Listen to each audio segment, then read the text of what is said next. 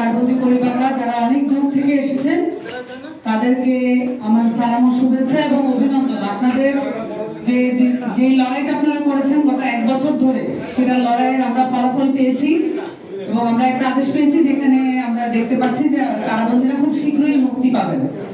আজকে আমাদের জন্য অত্যন্ত আনন্দের দিন। আমরা একসাথে এসেছি, একত্রিত হয়েছি। আমরা আল্লাহর কাছে শুকর আদায় করি এবং সেই সাথে আমরা কারাবন্দীরা আসবেন কবে বাংলাদেশে সেটার জন্য প্রতীক্ষা করছি এবং তাদেরকে আমরা আনন্দ ভরে দুবাহু খুলে তাদেরকে গ্রহণ করব। আমাদের দেশে তারা আসছেন, এটার জন্য আমরা অপেক্ষা করছি। সরকারের প্রতি আহ্বান থাকবে যাতে তাদেরকে যে বরণটা করা দরকার, তাদের বীর বেশে বরণ করা দরকার, সেটার বিষয়ে সরকারের একটা আগ্রহ থাকবে। সেই সাথে এনসিপি ডায়াসপোরা অ্যালায়েন্স এবং সেই সাথে জাতীয় যুব শক্তি ফিল্মওয়ারি অ্যালায়েন্স যারা কাজ করেছে তারাও থাকবে। কিন্তু এনসিপির জায়গা থেকে প্রবাসীদের ভোটাধিকার নিয়ে দেখেছেন যে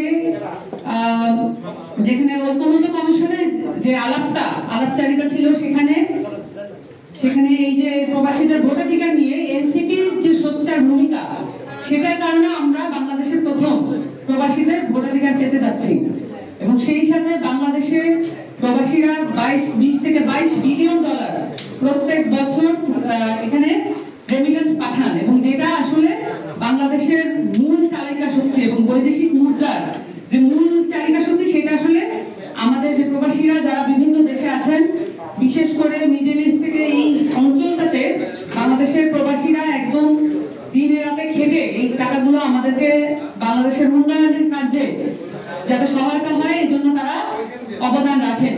কিন্তু আসলে আমরা এনসিপির পক্ষ থেকে প্রবাসীদের ভোটাধিকার শুধু না, তাদের যে নাগরিক মর্যাদা, তারা যেই দেশেই থাকুন না কেন সেটার নাগরিক মর্যাদা নিয়ে কথা বলা কিন্তু আমাদের কাজ। বাংলাদেশ থেকে অন্য দেশে কাজ করতে যাওয়ার ফলে তারা এই দেশের নাগরিকত্ব থেকে কিন্তু বাদ যান না, কিন্তু আমরা যেটা দেখে থাকি তারা যখন যান তারপরে অবর্ণনীয় কষ্ট দুঃখ সহ্য করে তাদেরকে তাদের জীবন জীবিকা বহন করতে হয়।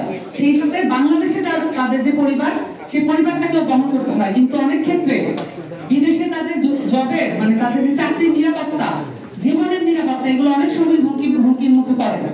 বিশেষত অনেক ক্ষেত্রে আমাদের এখান থেকে আমাদের নারীরা যান বিভিন্ন দেশে, তাদের জীবনের নিরাপত্তা অনেক সময় হুমকির মুখে পড়ে।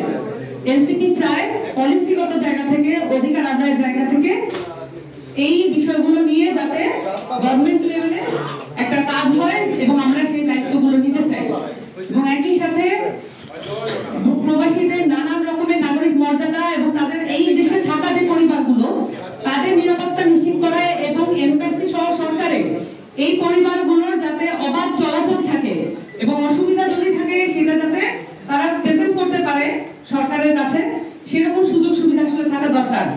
এই যে বিষয়টা মানে প্রবাসীরা যখন এই কারাবন্দী যে বিষয়টা, এটাকে ডিল করতে গিয়ে আমরা দেখেছি সরকারের সাথে রাষ্ট্রের সাথে নাগরিকদের যে দূরত্ব, এটা এনসিপি দেখেছে এবং এনসিপির পক্ষ থেকে যারা ডিল করেছেন তারা প্রত্যক্ষ করেছে এবং যারা কারাবন্দীদের পরিবারগুলো তারা অনেক সময় দেখা গেছে যে অসহযোগিতার জায়গাটা পেয়েছেন।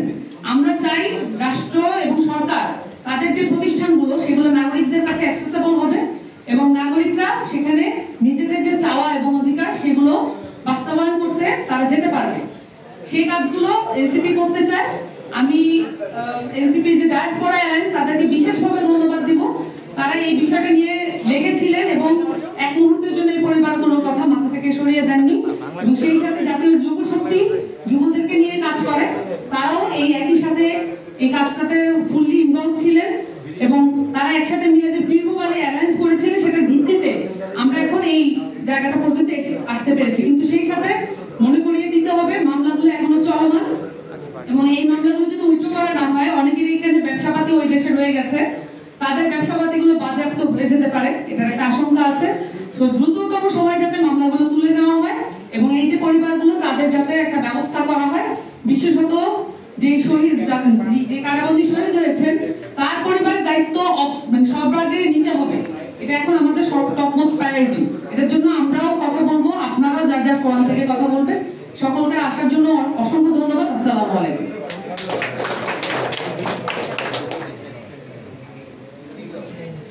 এই পর্যায়ে ডেকে